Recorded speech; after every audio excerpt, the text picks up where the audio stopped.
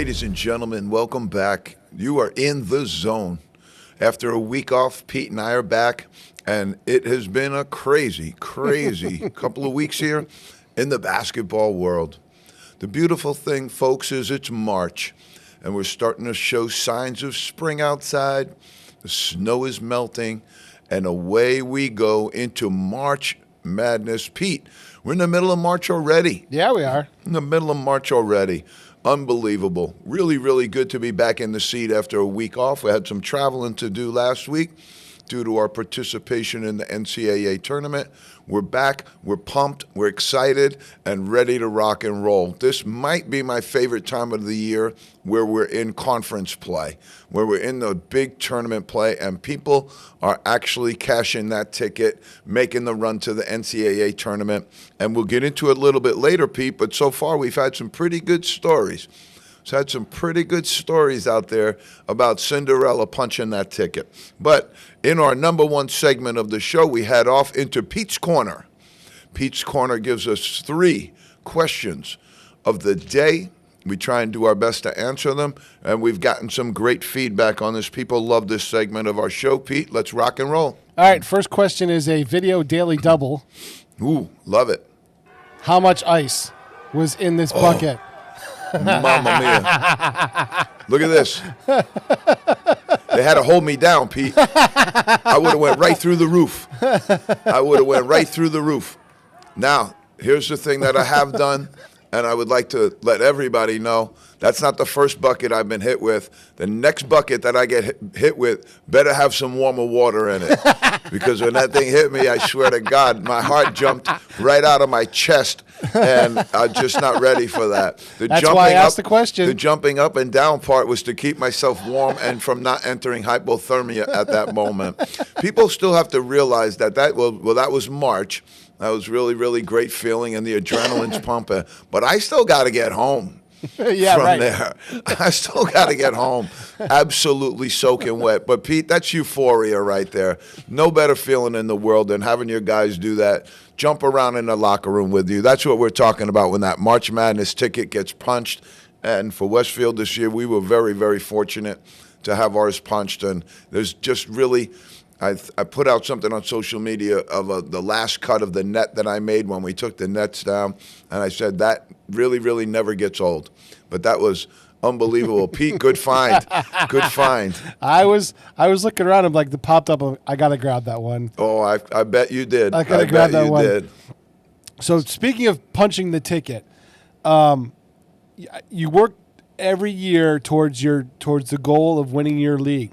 How satisfying is it to win your league with a different bunch of guys every couple of years?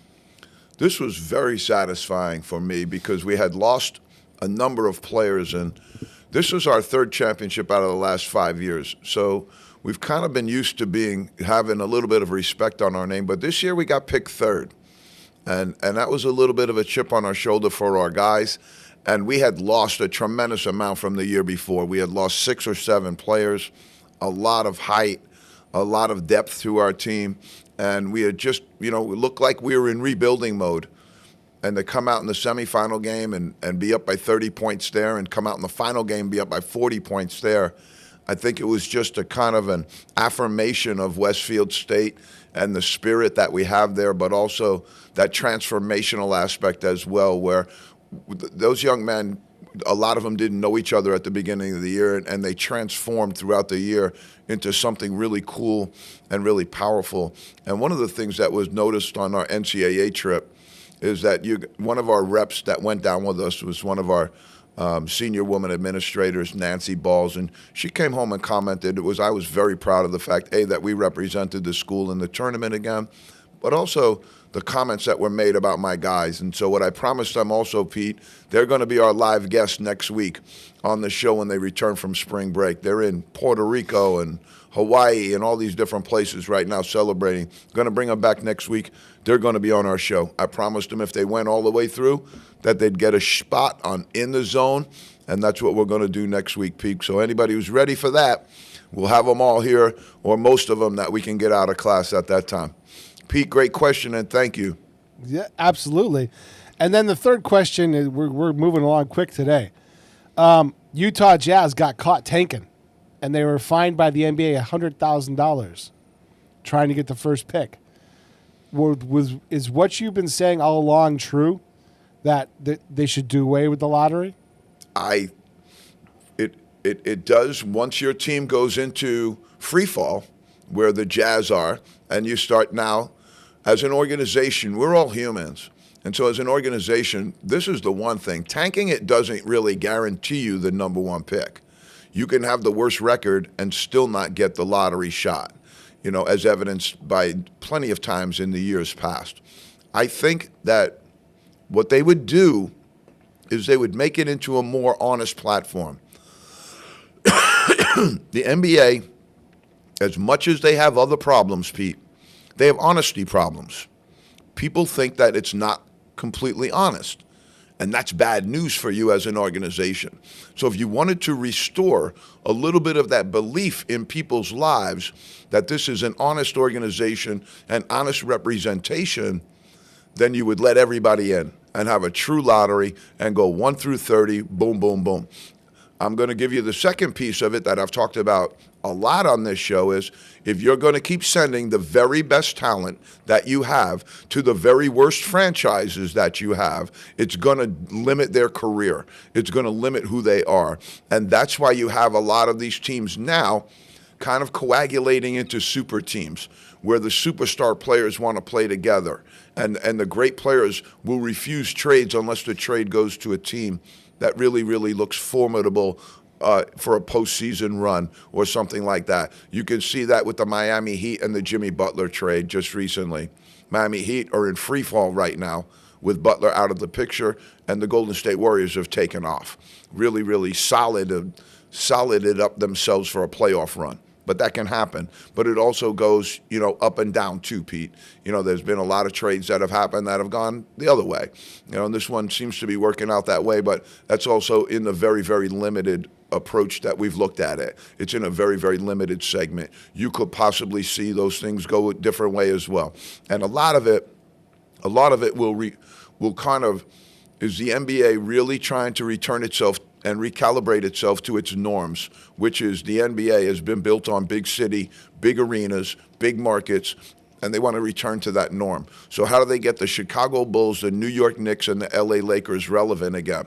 And sometimes that's by standing on the head of the Utah Jazz and the Atlanta Hawks.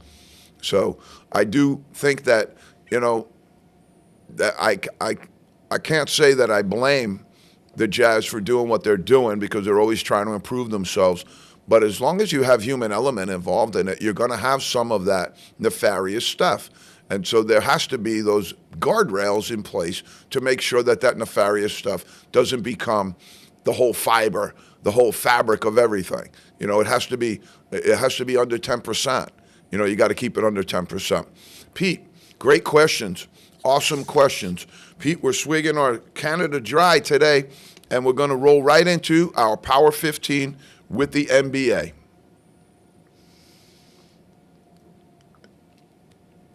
Absolute thing of beauty. Absolute thing of beauty. Almost a binary now, but we're going to talk a little bit about that. The binary is the Cavaliers and the OKC Thunder. That's crazy to me from listening from the beginning of the season that those two teams are up there, especially the Cavaliers. We're in that surprise mode, right? Nobody would have predicted this. And could you imagine if you had, and you're holding on to that ticket that says the Cavaliers are going to win the Eastern Conference? Right. With significant odds packed on there. But, Pete, let me tell you how they've been doing it. Right now, they're in the midst of a 15-game win streak.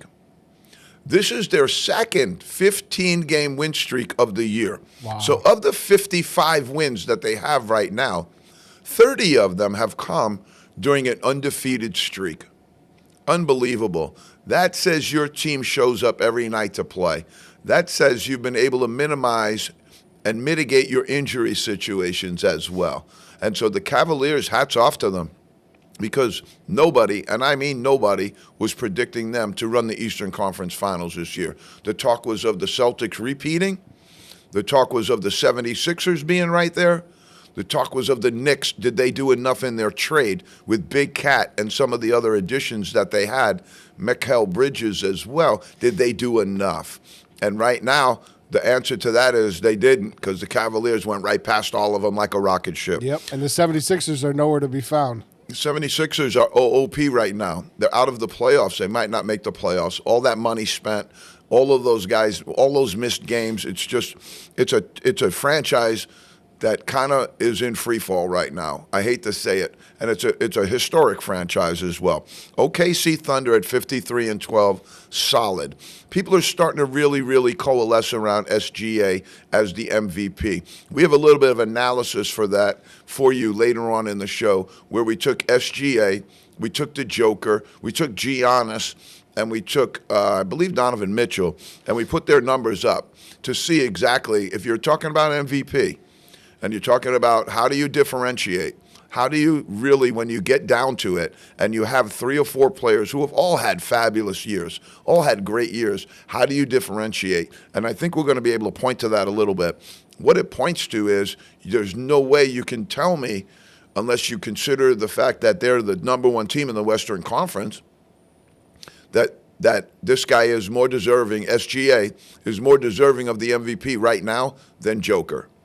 And that came out in my analysis. I know other people are trending the other way, but I think that there's some reasons why they're trending the other way for that as well. Celtics in that 3rd position, 47-18 though, Pete, I don't know if they had 18 all of last year. They've had, Porzingis now has a respiratory infection that they are really, really struggling to find out what's wrong with him. And so they've had a lot of, Jrue Holiday is coming back now. They've had a lot of MASH unit going on in Boston. Let's see if they can fight it back. 47-18, get ready for the playoffs. I mean, even with the, you're saying this is a disappointing year, but you're still number 2 in the conference. You're still looking at home court advantage. You're still in pretty good spot. It depends, sometimes also, as we talked about earlier, Pete, in this flipped upside down NBA that's currently there, after you get done with that early play-in stuff that they do, 1-8, you might get caught with a bad team in the 8 slot. Yeah. You might be better off in the 2 spot and take the 17. That will only be done. We can only see how that comes out in the future. The Denver Nuggets are one of the hottest teams in basketball right now in the NBA. Joker's on fire. SGA is on fire. This is going to be really, really good going down the end, because I don't know if it's binary, but it's pretty close right now between those 2 gentlemen for MVP of the year. Denver Nuggets are on fire right now, though. The New York Knicks, mercurial, 41-23. They're up. They're down. They look great. They go on streaks, and then they get bumped 3 or 4 in a row, and you shake your head and you go, what happened to them? Little bit of maybe a little bit of disconcert in the locker room as well, because you're having a situation where Coach Thibodeau is a gentleman who prefers a little bit shorter circle, a little bit tighter rotation, as they say. So they play 7, they play 8 guys. Over the course of 82 games, that can be deleterious to your team. If you don't get proper rest for your guys, they're going to burn out. And right now, some of the Knicks might be talking about that in the locker room, and that's not good. The Lakers, if the Nuggets are one of the hottest teams, the Lakers have risen significantly. The trade of Luka Doncic has really elevated their profile. Right now, they're moved up and sitting right behind the Nuggets. I think, they're going to be a rough out for somebody in the playoffs. They're going to be a rough out for somebody in the playoffs. Also, consequently, they may catch somebody on a rough out in the playoffs as well. They could wind up with Golden State as a rough out. That would be a really, really good first-round matchup. I don't know the NBA would like it, but it would be good for the fans. No question about it. Here's my 1 and 2. These guys have kind of brought it back to earth a little bit, but still above where people probably thought they would be during the year. Memphis Grizzlies and Houston Rockets, 2 of my favorite teams. They're young. They're hungry. They're trying to make their name. They've got some injuries going on in all of the different programs, but let's be honest, folks. There's injuries going on in every single one of the 30 teams in the NBA right now. You can't make that as an excuse. Now you got those 2 sitting right there, though, in the 7 and 8 spot. Solid. Golden State Warriors, again, you say the Nuggets, you say the Lakers, you got to say the Warriors, because since Jimmy Butler's joined the team, they've lost 1, maybe 2 games now, and they are absolutely elevating and getting into a good playoff position. They can get a home court advantage if things keep going that way. Milwaukee Bucks, they're in the 10th spot. They ain't bad, but they ain't good either. You know, they got injuries all over the place. They're being carried by Giannis around like they're luggage, but right now it's working. Indiana Pacers, really solid program, good stuff. Halliburton hits a 4-point play the other night to win the game. Outstanding shot falling out of bounds. They're a good team. They're going to give somebody a hard time in the playoffs, and they're very, very well coached by Rick Carlisle. Denver's been hot. Indiana's been good. But right now, Indiana's going to be fighting for their lives in that playoff stuff, as you see. They're going to wind up maybe in that 4-5, possibly in that 6-3 arrangement. That's a tough spot to be. Surprise, surprise, surprise are the Detroit Pistons, made by Cade. That's what I call them right now, Cade Cunningham. There's 37-29, the absolute most improved team in the entire NBA right now. Last year, they were DFL of all the teams in the entire NBA. Right now, to have them pointed for playoff position, to be in our Super 15, that's a pretty good spot. Got to take your hats off to them, and you got to be in consideration as the most improved franchise in the entire NBA right now. Minnesota Timberwolves, the Clippers, and the Kings are the three that close out the bottom. We've been going back and forth, West, East. Well, the West kind of got back on top of this one, and this wrestling match is going a little bit more towards the West right now. I think you're going to see some really good playoff games. They're really too early right now to tell you what the pairings will look like, what the shape-up will look like. But it's pointed right now the way the thing is set up. Unless you see some team come from the bottom and really, really take off and make that run straight up to the top, or you see one of these teams that's on the top right now, like LeBron James might be out for 2 weeks right now with a groin injury. Mm-hmm. If that thing gets to be more than 2 weeks, you could see the Lakers drop like an anchor. So you're going to have to keep an eye on this, folks, as we go through it, because it's really, really going to be something that could be levitated, or it could be somebody dropping right out of the sky. And that will change playoff position. And playoff position matters because you're talking home court advantage. You're talking about having additional rest if you get out of that play-in game. So those things matter. Pete, we're jumping. We're bouncing. We're going back door right into our hot segment, Buster Poindexter. Pete, I started this segment only because of that song that he has, Hot, Hot, Hot. Everybody likes to jump around to and dance to. But I didn't realize that Buster Poindexter isn't his real name. His real name is David Johansen. Yep. And David Johansen passed away on March 1st. I didn't even know that. And when I went to do my hot segment, it made me sad because he was just, kind of this iconic song and this great thing. And it was this persona that I never really was aware of. But rest in peace. Rest in peace. We're going to keep this segment. You're going to keep this segment because it's good to know who's hot. It's also good to know who's not hot. I think we got some people that might gamble once in a while, Pete, that look at our show, and they like to know these things. Cavaliers, 15 straight, 15 in a row. As I alluded to previously, this is their second 15-game win streak of the year. Unbelievable by the Cavaliers. Unbelievable by Coach Kenny Atkinson. The Celtics have won 5. They're up, they're down. They lose a game, you shake your head. Missoula sits there and goes, I think it's good for us. We'll recalibrate. We'll get back into it. And then somehow they do. Right now, Al Horford is back, and they need Al Horford like Elmer needs glue. They got to have this guy in the lineup. He's more important than Porzingis. Yeah. He's more important than some of these other guys because he is the absolute shoelace to this whole sneaker. Timberwolves and Warriors, both 5 in a row. Timberwolves are making a playoff run right now. I love to see it. I want to see Anthony Edwards get in there. And again, that's one of those matchups where you might get in and get a really, really top-level playoff seed, and boom, you get the Minnesota Timberwolves, who've been playing very, very well after kind of catching their balance after that bad trade they took. Not hot, Pete. They got the not hots out there. The Heat. How can the Heat be not hot? Well, they're not. They lost 4 in a row, and they've been on a complete downturn since the Jimmy Butler trade. They didn't get anything in return, really, for that trade. I think that's the biggest problem that they have. They don't have that guy right now. Blazers 4 in a row. The Jazz have lost 6 in a row. Milwaukee Bucks have lost 3 in a row. they're up and down, the Bucks. Like, they go into these streaks where at one time this year they won 9 in a row, they won the Cup, and then all of a sudden you see them just fade to black. And a lot of it has to do with the injuries that they're having. And right now it's just kind of a one-man band over there with Giannis just kind of running things. We got OOP. Yeah, you know me. OOP means you're out of the playoffs, and everybody might have thought you were in the playoffs.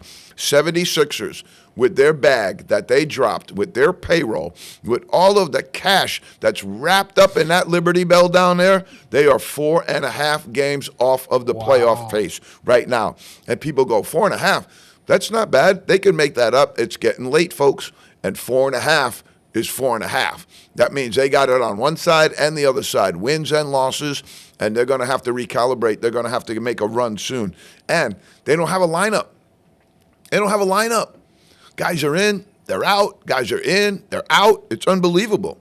The Wizards, just to give you some context, they're the last team in the Eastern Conference. They're 13.5 games out, okay? Not terrible, really, for the Wizards because it's kind of been clustered up over there in the East. When you go to the West, you'll see something a little different. The Suns, Kevin Durant, oh, my God, 2.5 games off of the OOP. You're not going to make the playoffs, folks. That's terrible. Another mash unit over there. But the Jazz are 17.5 games out, and they have a better record than the Wizards do. Okay, right now the MVP in the NBA, we're going to lock it up with 4 players, Pete. Right now we're looking at SGA. We're looking at Joker, we're looking at Giannis, and we're looking at Donovan Mitchell. And we're going to give you, right after we give you our stat board here, we're going to jump into the stat board. We're going to give it to you. We're going to give you the matchups and give you that lockup like we talked about. Head to head. Here's Joker's numbers. Here's SGA's numbers. Here's Donovan Mitchell's numbers. And here's Giannis's numbers. You tell me. Right now, the way I look at it, I go Joker, Giannis, SGA, and Donovan Mitchell. Everybody is pumping SGA up top. I don't see it. One of the reasons is he's leading the league in scoring. He's number 1 with 32.7. He has a 2-point lead over Giannis and the Joker. That's 1, 2, and 3, though. All right, so you can't really say, you came in first. Well, you came in second. You came in third. I mean, those are all great players, all great accolades. You got Anthony Edwards and Jason Tatum rolling out that 5. In the rebounds, this is where it's a really full-bodied conversation to talk about MVP. It really is. And so when you talk about rebounds, Sabonis, 14.1, he's going to lead the league in rebounding, no question. Towns from the Knicks, 13-3, he's doing pretty good. The Joker has 13 rebounds a game, though. That's the separator. This is one of the separators for him. Zubac and Walker Kessler as well load out that bottom 5. Again, we're giving you this just so you get some depth and some preview on this whole MVP conversation. Assists, Trae Young, 11.5. He's come down almost a point with his assists. The Joker is number 2 in the league in assists. He's 3rd in scoring. He's 3rd in rebounding, and he's 2nd in assists. I don't know how you don't pick him for MVP, folks. Cunningham, 9.3. Halliburton and Harden. James Harden close out the bottom. Wembanyama's been out, but he still leads in blocks. Walker Kessler is 1.4 blocks behind that. Not sure he's going to catch him. But Wembanyama has been excluded from postseason awards as well. Daniel Gafford in Dallas. I love him. And Miles Turner. Brook Lopez is in 3rd. All right, here's the comparison that I was promising you. SGA, points, 32.7. He leads the NBA. In rebounds, 5.1. In assists, 6.2. He shoots 52.5% from the floor. Incredible. Incredible stat line. But here's the Joker, 28.9 in points, 13 rebounds. He averages 8 rebounds more per game than SGA does. Wow. Now, you would think SGA is a lead guard. He's going to really get it back on the assist category. This is where I had to really differentiate between the two because Joker's 10.5 and SGA is 6.2 in assists. Joker also 57.7% from the floor. Outstanding numbers. Donovan Mitchell, not bad, Pete, 24.2. 4.3 rebounds, 4.8 assists. He shoots 45.1% from the floor. And here's the last, Giannis, 30.7, 12.1. He rebounds, 5.9 in assists. He's a good passer too. And he's at the 60th percentile for shooting. That's why I went the way I did, folks. I know everybody's going to be clamoring, SGA, SGA. They're trying to make a run, and that's how they kind of got it from Embiid the last time when they knocked Joker out. Now, I get it. The NBA may not want to have Joker 5 times in a row, but if it's earned, then we got to give it. And right now, I don't know, with the Denver Nuggets not in free fall, they're right there in the Western Conference. They're former champions. This guy is certainly one of the best players in the league. And with those numbers, when you talk about those numbers, they're significant. They're significant there in the differentials. Pete, Zion's back. Zion came in for 2 weeks and dropped 2 triple-doubles for the Pelicans.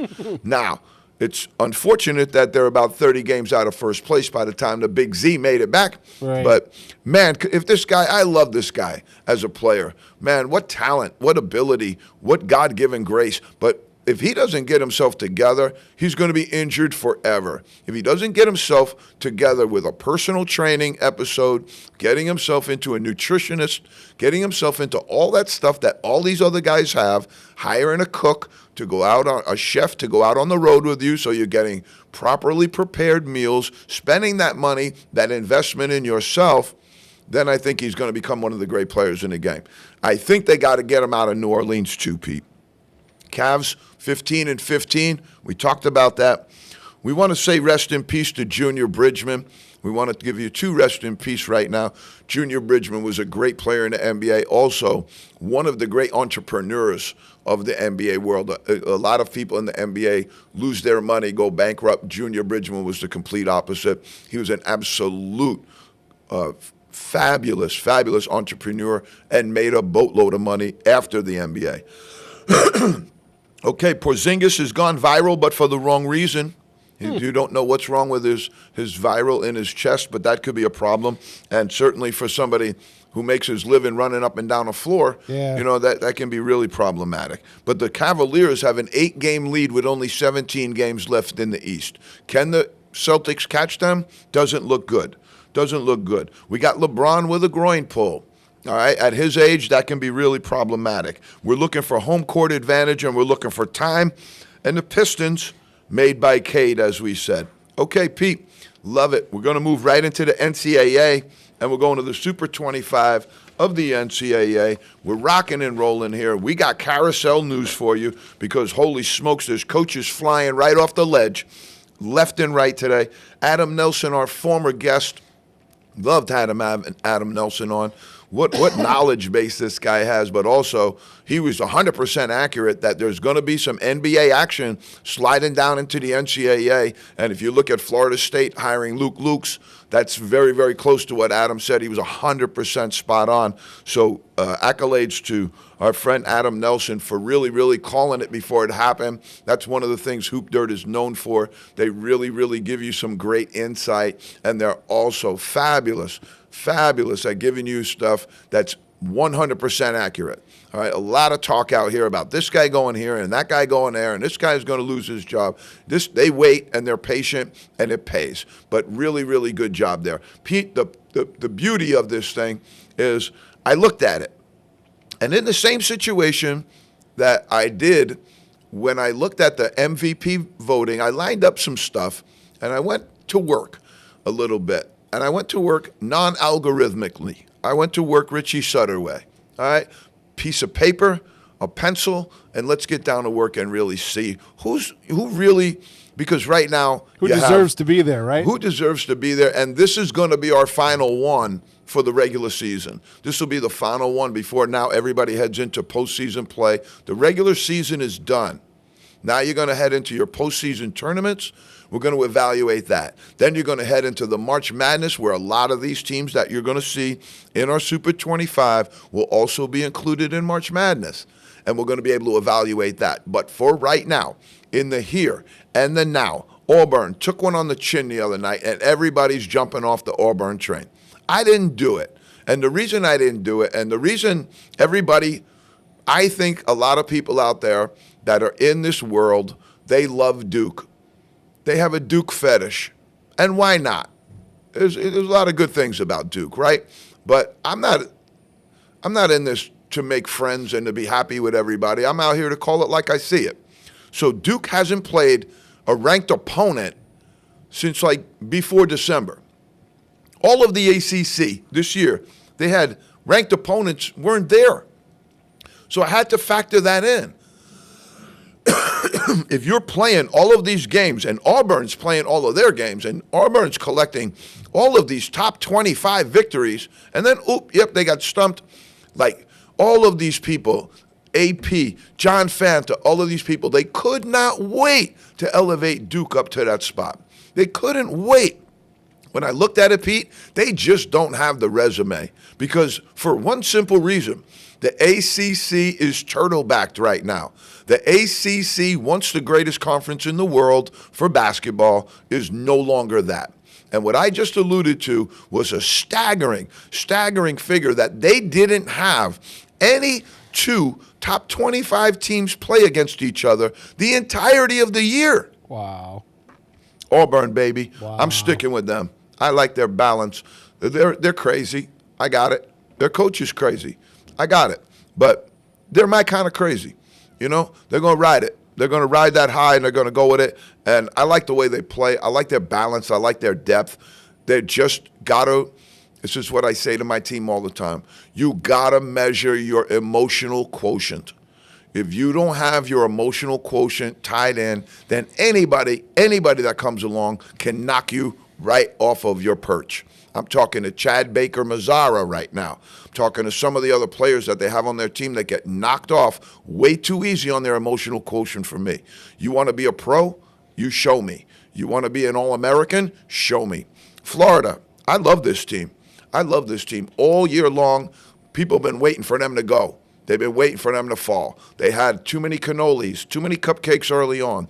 Then they get into their SEC, which is without a doubt the number one conference in all of college basketball this year. Hands down, they're talking, like they got people out there talking like they're going to get 13 bids in the SEC this year.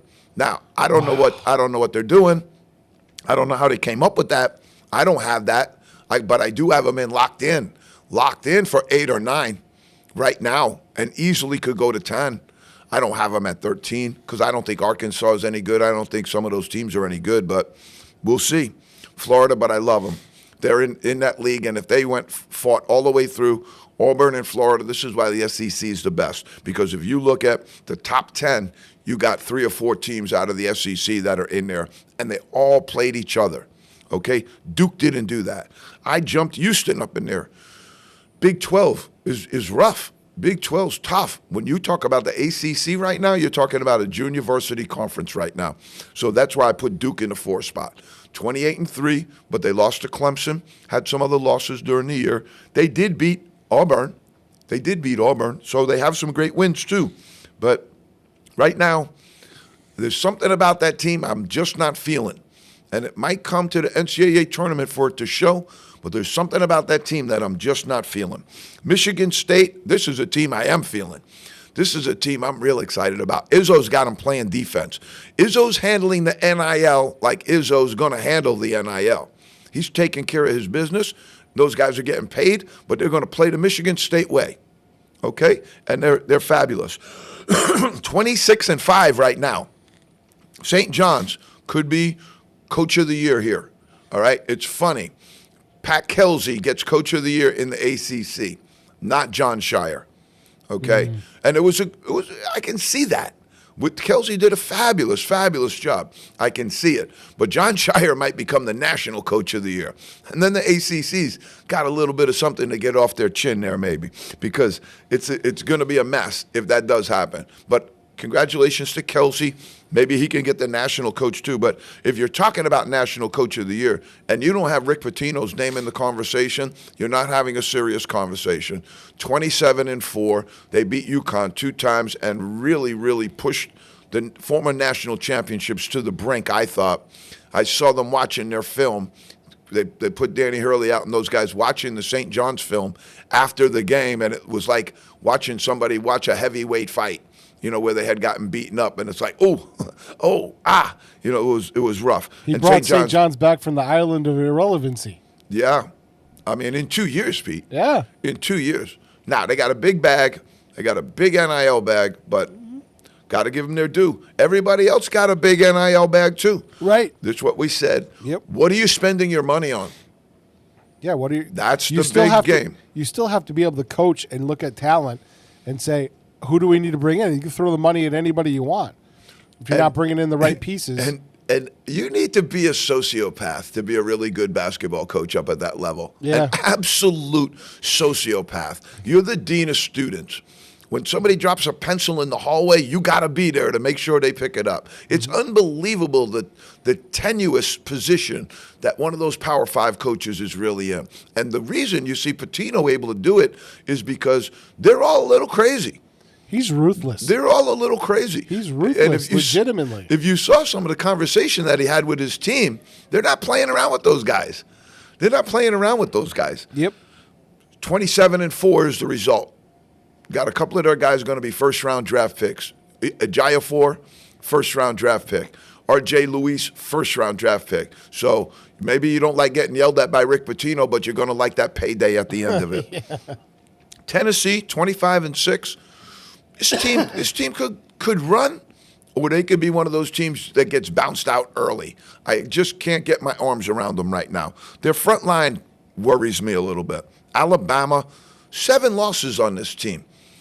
They beat Auburn the other night. It's just one of those rough and tumble years where everybody's getting bounced up against everybody.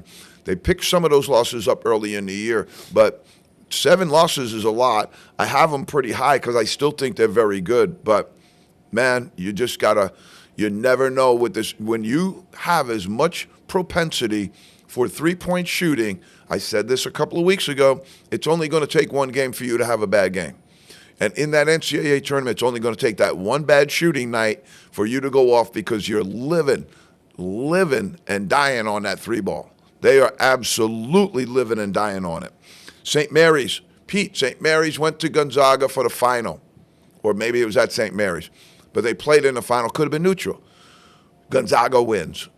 Gonzaga beats St. Mary's. So I didn't drop St. Mary's too much, but they're 27-5 right now. Very, very good team. But Mark Few, God, this guy he's like got 9 lives. He's like a cat. You think he's out. You think he's done. You think the NIL has left him behind. You think he's not ready for this much dramatic change. And boom, there he is winning the WCC again. It's like the 20th time the guy's won the league. It's unbelievable. Clemson, Brownell, they're talking about Brownell for some other jobs. And Brownell made a good comment the other day. He goes, I love it here. He says, but I remember when it wasn't so good here. And people were good to me. And so I want to be good to them as well. Keep an eye on that, though, because as soon as a coach says that, usually he's got his bags packed. Texas Tech, 24-7. This team's very, very good. JT Toppin, I had him at the top of our draft board last year. We're going to bring him back this year as well. Maryland, I love this team. Watch out for them in the tournament. This is a team that could go to the Elite 8, Final 4. Their front line is elite. Derek Queen, he's rising on my draft board every single day, and I love Reese as well. They got really good bangers up front.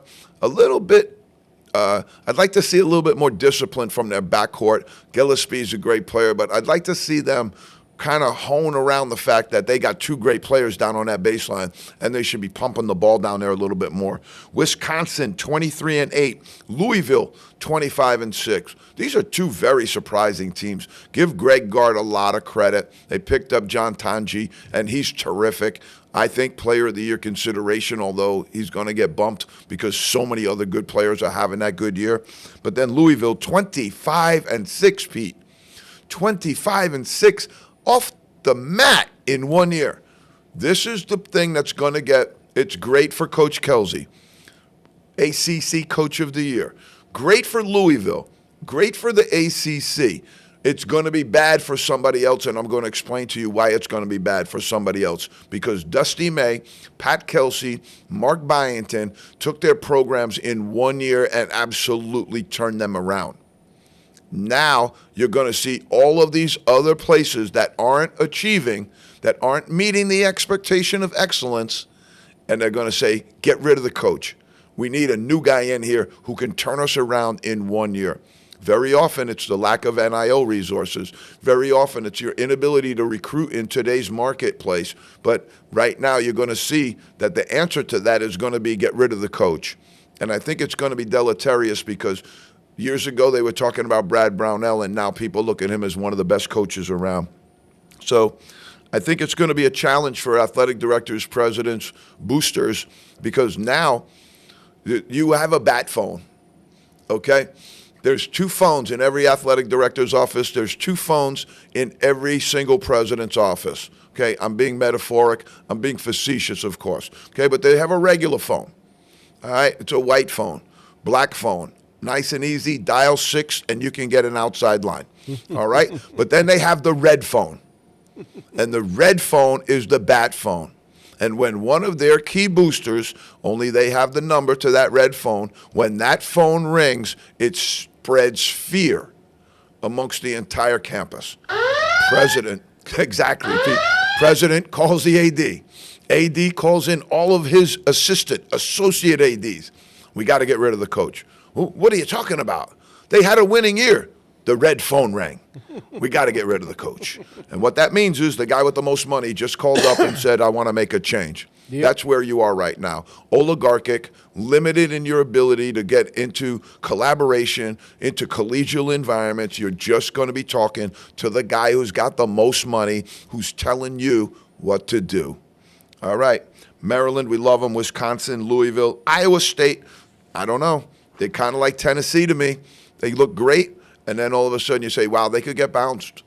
If they don't shoot well, if they don't play well, they could get bounced. They're one of those teams that there's a bunch of teams right now that have that subpar three-point shooting percentage. And they talk about teams, St. John's being one of them, that they say if they've never had an NCAA champ that shot with that type of percentage, since 2000 in the 30s. Is basically what they're talking about. The mid-30s, somewhere in that range. That's not good for your shooting 3 balls. But, that's where St. John's and maybe Houston and some of those teams that are really defensive-minded, they're going to find themselves. And we'll find out if it works. But you're going to see Iowa State probably as one of those teams as well, where they rely on a 3 ball, but they're not really hitting it, So Gonzaga, 16, I moved them up. They had to move up, but they have 8 losses. That team, again, they got hit with an injury right in the middle of the year, a devastating injury. If they get it back, if they get going, watch out for this team, because I thought it was their best roster ever. But then when they caught that injury in the middle of the year, it really, really slowed them down. BYU, 23-8, doing a really good job. They got it going on out there. They got A.J. DeBonsa, the number 1 recruit in the entire country, coming to BYU. That's what the NIL is doing, folks. It's kind of shifting the plate tectonics in this thing in a really, really different kind of way. New Mexico, Richard Pitino Jr., his name probably on the carousel, Will Wade. You're going to hear that name. Richard Pitino Jr. as well. And well earned the respect. And New Mexico's a good job. He's done very well there. The Minnesota job was a difficult job. And they just went again and fired their coach again now. And Richard jumped out of Minnesota, went to New Mexico. Very fortunate, but they got it going on out there now. But don't be surprised to see the Pitino clan move a little bit closer to the East Coast on that one. New Mexico's a great place, but right now, Indiana's open, Virginia's open. There's some big, big jobs here, and I would imagine that he's going to be thought of in that category. San Diego, UC San Diego, 28-4. This team, watch out. West Coast, nobody has seen them. Oregon, 23-8. Oregon could make a move in the Big Ten here as well. Yep. It's amazing watching the Big Ten. Stanford playing Oregon in a Big Ten game. Michigan, 22-9. This is what we're talking about, one and done reclamation projects. This is Dusty May, ruled out going to Indiana. He's going to stay at Michigan. Got a big bag over there. Got all the resources they need. Watch out for Michigan in the future. Marquette, 22-9. They got whacked a couple of times in the Big East last week. Had a couple of bad losses. Connecticut, 22-9. They're resurrecting, but this team has some issues, and really the issues, you could say, they got this, they got that, they've got all this, they lost their hunger. Really what it comes down to is they don't defend well right now. They don't defend well. And Coach Hurley's been noticed. His teams have always been great for defense. His father's teams were some of the best defensive teams I've ever seen. And good news for the family also out of Arizona that they decided to give Bobby Hurley another year on his contract. Creighton and Xavier, two Big East teams. Xavier might be one of the hottest teams in basketball right now. We got some baselines for you here. Gonzaga, it's the 20th WCC victory under few. And we're talking about 20. That's not a few. That's a lot. Hurley back at ASU next year. That's good news. They got to get him some help. I did see one of their recruits yesterday down at this national tournament I was at from Denmark, Iceland, I believe. So really, really good player, 7-footer, but they're going to need some help out there. And these are some of these NIL programs that just have not gotten up to snuff. St. Francis of Pennsylvania, since 1991, has not punched a ticket. 1991, they just punched their first ticket. National Player of the Year in the zone, we're ready to give it to you. Cooper Flag. Rookie of the Year, Cooper Flag. We're going to explain the significance of that to you next week. UMass, watched them yesterday against LaSalle, bounced out of the A-10 in the first round against LaSalle. Dunphy, Coach Dunphy is retiring at the end of the year. He says, I'm not Dunphy yet, and he's not done yet. So he's going to hang around. They play this afternoon as well. His team's gonna have to have a really, really tough time of playing in the first game. Now you got to go at least 4 or 5 games to win the title. Going to be really, really rough for them. But what a great coach he's been. But UMass now headed to the MAC. Kind of a sad moment for me because the A-10, UMass was a charter member, and now they're going into the MAC and trying to solve their football problems. But I'm really, really going to miss them in the A-10. And I think their crowd, as I turned around to two of the gentlemen that were behind me at one of the games, at LaSalle game, where the attendance wasn't great, I said, wait till it's Toledo. So in the zone, National Coach of the Year, Bruce Pearl. We're going to go with Bruce Pearl at Auburn. Great job. I don't think that's as easy as everybody thinks. American University, out of the Patriot League. Colgate had been dominant for years. American University, Dwayne Simpkins, great job this year. Really, really solid. They punched a ticket to go. All right, Pete, couple of quick carousel notes for you here. I think Adam Nelson is going to have carpal tunnel by the time this thing's all done. He's typing away there. He does hoop dirt, and he does hoop dirt, which is the W in front of hoop dirt, and that's the women's side. So he does both. And there's been a lot of activity on the women's side of the ledger this year as well. Bellarmine is open. Scott Davenport, longtime coach, is going to turn it over to Doug Davenport, his son. Kevin McGeehan has been relieved of his duties at Campbell University. Chicago State, Scott Spinelli, it's now open. Spinelli probably wind up somewhere as an assistant coach. He's been a long-time assistant coach. Columbia, Jim Engel, the longtime coach there, that job is open. Florida State, Leonard Hamilton retiring. They've already hired Luke Lukes, and this is what our friend Adam Nelson alluded to. This is the NBA coming down into the NCAA now. Luke Lukes was an assistant coach for the Kings, played at Florida State for Leonard Hamilton, but has never coached a day in his life. Coming down, Jai Lucas at Miami. I'm not sure why the ACC is allowing this to occur, because you're loading up all of these young men that never coached a day in their life against some of the best coaches in the country, and it's going to show. Indiana, Mike Woodson out.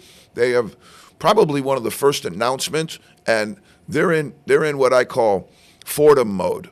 I call it Fordham because when Fordham would have an opening, they'd put out like 4 of the biggest names they could find in the post, and they'd sit there and go, we're getting Bobby Cremins, Rick Pitino, and we're talking to all of these guys, and John Calipari, and they have no shot at any one of those 4 guys. Indiana, same thing. We want T.J. Otzelberger. We want Dusty May. This guy loves Indiana. Not getting any of them. You're not getting any of them. Now you're down to the second tier, and we'll see who they get. LaSalle, with Fran Dunphy still coaching the team, has brought in Darius Nichols from Radford University. Louisiana Lafayette, Louisiana Monroe, both open. Lafayette closed with Quantus White. Bob Martin, and Keith Richard from Louisiana Monroe, spending his time coaching at Louisiana Monroe and lead guitarist for the Rolling Stones. Jim Larinaga out at Miami. Jai Lucas is in from Duke. A little bit funny there, too, because you got a situation where Duke's still playing. He's their associate head coach in charge of preparing God knows what in order to get ready for their games that are coming up right now. Right now, he's getting ready to be the head coach at Miami. Timing couldn't have been better. NC State, Kevin Keats out. South Florida, Amir Abdur-Rahim, may he rest his soul in heaven. Terrible, terrible thing that happened to this team. Ben Fletcher took over as an interim. This is a situation where I'd like to see, because of what those players have been through, losing their head coach, I'd like to see them give Ben Fletcher a shot here, because I think their team was competitive this year, played with great spirit in the loss of their coach, and that's always exciting to me. Terrible when they lose, you lose somebody close, but when somebody responds like that and comes up and lifts themselves up in the adversity, I think there's something special about that. Stephen F. Austin was open. Kyle Keller out. Matt Brewer in. Utah, Craig Smith out. Alex Jensen, same thing, NBA guy, coming down, take over the Utah Utes. Virginia, Tony Bennett is out, and he left his heart in Charlottesville for sure, but they will not be moving forward with Ron Sanchez, and they are now starting again. They knew Bennett was out in the beginning of the year, and now just recently announcing that Ron Sanchez, the interim, will not be considered moving forward. Okay, that means that your search isn't going very good, all right? That you had to worry about that early on like this, and then you had all of this stuff you've known all year that you had to replace your basketball coach. You knew all year that Mr. Sanchez was interim. You had all of these facts on the table for months, and now you still don't have a coach in place. Not good, Virginia, not good. Ralph Sampson's not too happy. All right, Pete, we got tickets. And they've been punched. This is the best part of the year. Yep. When you got the NCAA tournaments, you got all of the postseason, got to win it, got to go all the way. And this is where I really want to just stop for 1 second, because I see that we have an extra second here on the timer. But I just wanted to stop for 1 second, because there has to be a better way than doing it this way. All right, Division 1, 2, and 3. There has to be a better representation. This is what I'm talking about. You got all of these teams right now that are going in. Okay? You got the High Point Panthers. All right? They're 29-5. Fortunate to win the Big South. Great year. Their coach is one of the guys they're talking about right now as maybe a guy that can get a new job. What a great job they've done at High Point. But Pete, at 29-5, if they lose in the Big South Final, do you think they're going to get an at-large bid? No. They're not. With 29 wins, they wouldn't get a bid. We're going to look at some of these teams here, and we would have went through the same thing. But those cannoli, cupcake devouring, never leave home Power 5 teams are all going to get in, because that's the way this thing rolls algorithmically. But a team with 29 wins, 5 losses, probably wouldn't have gotten in to the NCAA with an at-large bid. Terrible. All right, Pete, we got Southern Illinois Edwardsville. They're in 22-11. They were 69-48 over Southeastern Missouri State. Really, really good year out there. High Point, 29-5. They win the Big South, 81-69 over Winthrop. The Lipscomb Bisons, 76-65 over North Alabama. They were 25-9. If they didn't win their final game, they're out. Hey, North Alabama was that team I was telling you about. Guarantee you they're out. Drake Bulldogs. This would have been a really, really great one for the NCAA selection committee. They're 30-3. They just won the Missouri Valley. The Bulldogs are in. They're dancing. 63-48 victory over Bradley. This guy, McCollum, came up from D2 last year. D2. Took 4 Division II players with him. And they're out there right now killing it, 30-3. Now, Pete, again, if they don't go straight up, and take the Missouri Valley, do you think Drake got in that large bid? No. They'd be on the fence, but that would have been a real good one for the NCAA committee to have to handle, because they're talking about 12, 13 teams. You're talking about Oklahoma. They're like sub 500 in the league, so bad you shouldn't even give them consideration. Calipari's Arkansas team should not even be in consideration. Some of these other teams should get some consideration. At 30 wins, you should get some consideration. I mean, how many wins would you have to have? Would be the question, right? How many do you need? Omaha Mavericks, Pete, out of the Summit, first time ever, 85-75 over St. Thomas, Minnesota. The Wofford Terriers out of the SoCon, 92-85 over the Furman Paladins, 19-15. They stole one there, Pete. Troy Trojans out of the Sun Belt, 94-81 over Arkansas State. They're 23-10 moving in. This is where the committee's going to have to do some seeding. You know, where are you going to put these teams? Where are you going to put Drake? They got 30 wins. Where are you going to put Drake? St. Francis, the Red Flash, first time since 1991. I want to go out on a limb and say it was my good St. Bonaventure friend Jimmy Barron who coached that St. Francis team. 46-43 over Central Connecticut State University. Great job by their coaching staff there. They got 25 wins, Pete, and they're not going in. They got 25 wins, Pete, and I don't know that the NIT is going to pluck them in either. Robert Morris, Bobby Moe, been a long time, but they're back in the show. 89-76 over Youngstown, 21-13 for the year. That was a tough move for them to the horizon, and good for Coach Toole to get them into the dance. UNC Wilmington, the Coastal, 76-72 over Delaware, 27-7. And I don't think Wilmington gets in if they don't beat Delaware. Delaware was a 12 seed who made the final two. McNeese Cowboys, you've heard Will Wade's name mentioned all over the place. There you go, 27-6 out of the Southland. They're going to go. The American out of the Patriot, 74-52 win over the Naval Academy, our arch rivals when I was at Colgate. Got some March Madness for you. Go happening for it. Down the hall. The annual students versus the staff and faculty game. Pete, I love it. Going on down the hall. They're warming up, getting ready, top of the hour. You should have told me to bring my sneakers. I would have went down there. I could have used that run. All right, Pete, we got some ranking of the Power 5 coaches. I didn't do it. I want to say it right now. I didn't do it.